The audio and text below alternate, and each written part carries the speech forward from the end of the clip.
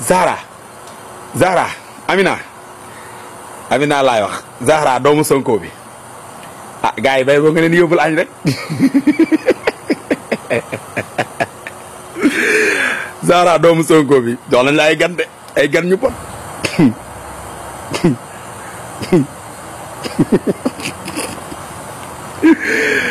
waa salaamaaleykum gars yi nuyu naa leen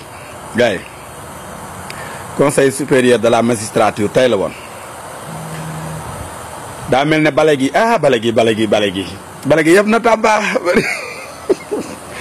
bale gi yëpp na Tambacounda de bale gi daal moom Tambacounda la sëlëx lépp maa xam Diallo Tambacounda Mamadou Seck 6 mandat dépôt Tambacounda mandat dépôt nañ ko Tambacounda Mamadou Kassante Diop Abdou Karim Diop la xaw ma Tambacounda mbalitu Macky Sall mépp Tambacounda waaye gars yi nag lii am na lu ma ci mën a jàngat de am na lu ma ci mën a jàngat mooy lan mooy Macky Sall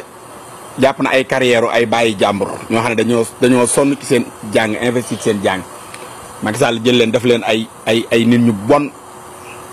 xoolal Mamadou Seck ni ko Macky Sall yàqee ci réew mi maa xam jàll sax gis naa am ñu koy jéem a défendre mais Mamadou Seck ni ko Macky Sall yàqee ci réew mi dégg naa bu la daan mandat dépôt day ñëw ne la xam naa ne defoo dara waaye da ngay dem kaso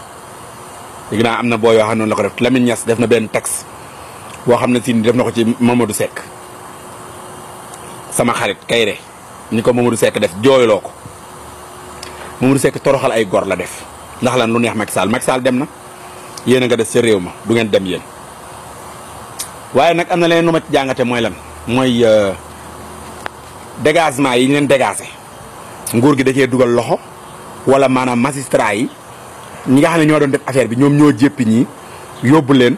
foofu noonu ndax man doon naa dégg ñuy wax naan am na ci biir magistrature bi maanaam juge yi seen biir am na ci ñoo xam ne si nii maanaam bugguñu li nga xam ne si moom la gars yi di def maanaam ñoom da leen a metti mais mënuñu ci dara dégg naa ñu doon wax naan am na ci ñoo xamante ne ni mooy ñi nga xam ne ñi ngi woon ak seen ngor nga xam ne bu ñu leen defloo ñu bañ ñoom li nga xam ne noonu la gars yi doon doxale da leen a metti maanaam gars yi yaa ma gën a xam daal bëgguma jaar ci mooy est-ce que du maanaam ñooñu kon ñoom ñoo leen sanctionné seen bopp wala